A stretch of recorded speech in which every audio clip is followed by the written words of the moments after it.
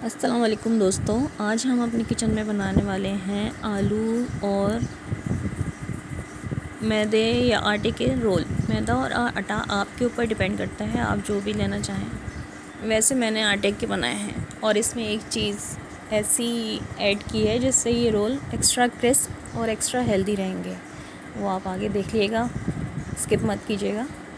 अब एक बाउल में मैंने आटा ले लिया है 2 कप और इसमें शामिल किया है थोड़ा सा नमक, तकरीबन 1 टेबलस्पून, और 1 चुटकी के करीब अजवाइन और थोड़ा सा तेल शामिल किया। अब हम इसको गूंद लेंगे जैसे आटा गूंदते हैं।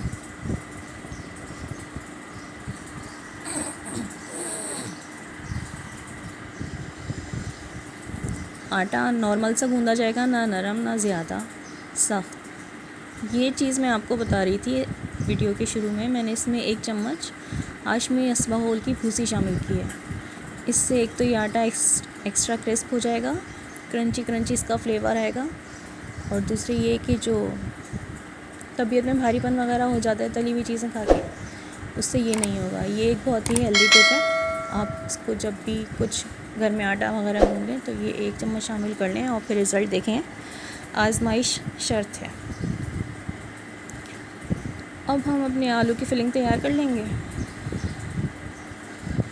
तकरीबन 250 ग्राम आलू लेके मैंने उनको उबाल के अच्छी तरह मैश किया है। मैश करने के बाद इसमें मैंने डाला है थोड़ा सा फ्राई पैन में 1 चम्मच के करीब ऑयल लेके उसमें थोड़ा सा ज़ीरा डाला, थोड़ी सी सौंफ डाली, 1 चम्मच के करीब रेड चिल्ली पाउडर डाला, हाफ़ टी स्पून टर्मरिक डाली और थोड़ी सी चॉप ग्रीन चिलीज़ डाली। ज़रा सी जब इसमें खुशबू आ गई तो फिर इसमें हमने अपने मैश्ड पोटैटोज़ शामिल कर दिए और इनको मिक्स करके अच्छी तरह इसमें नमक डाला और फिर थोड़ा सा कॉर्न स्टार्च डाला, तकरीबन 2 टेबलस्पून के करीब।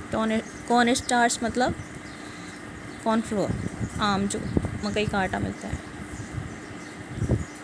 2 चम्मच के करीब हरे धनिए के पत्ते डाल के इसको ठंडा करने के लिए रख दिया। अब मैंने एक पेड़ा बना के उसकी गोल सी रोटी बेल ली।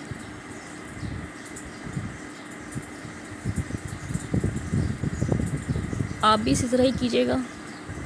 और जिस तरीके से मैंने समोसा फिलिंग रख के समोसे की और समोसे को एक नई सी शेप दी है, आप भी इसी तरह से काट लिएगा इसको।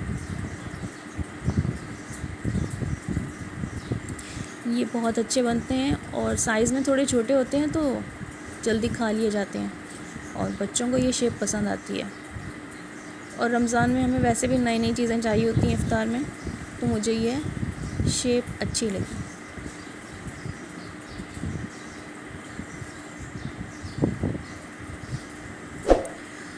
अच्छी बात यह है कि इसको बना के फ्रीज़ भी किया जा सकता है। अभी आपको फ्रीजिंग का तरीका भी बता देंगे। इस तरीके से सारे फोल्ड करके आप एक साइड पे रख दें। तकरीबन 1 पाव आलू में इतने सारे स्नैक्स बन गए। इसमें से कुछ मैं फ्रीज़ करने वाली हूँ रमज़ान के लिए। एक एयर टाइट बैग लेके आप उसमें ये सीधे और अलग अलग करके रख दें ताकि ये एक दूसरे से चिपके ना। फिर इसको फ्रीज़ कर दें और फिर आपको यूज़ करना हो तो आप इसको निकाल के डायरेक्ट लो मीडियम हीट पे फ्राई कर लें। ये बिल्कुल क्रिस्प और हेल्दी रहेंगे और किसी किस्म की कोई पेट ख़राबी की भी वो नहीं है, क्योंकि हमने इसमें अस्बाहोल की भूसी इस्तेमाल की हुई है।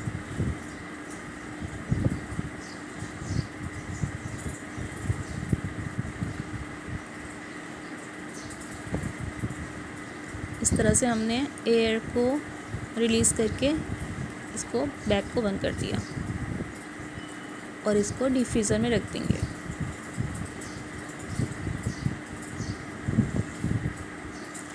दूसरा आइडिया ये था कि आप इसको लंबा शेप देने के बजाय गोल शेप दे लें। इसको भी बना के मैंने फ्रीज़ कर दिया, जब ज़रूरत पड़ेगी तो फिर निकाल के हम इसे यूज़ करेंगे।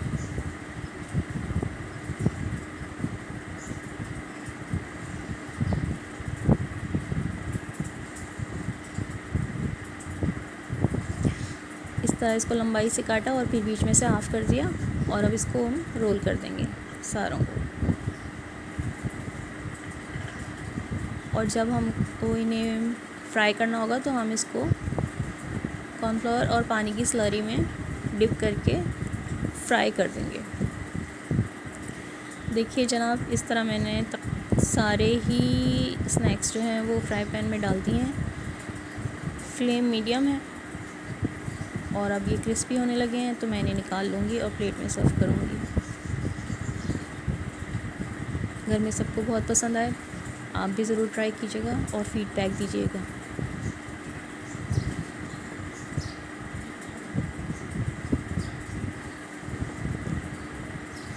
दुआ में याद रखिएगा। अल्लाह हाफ़िज़।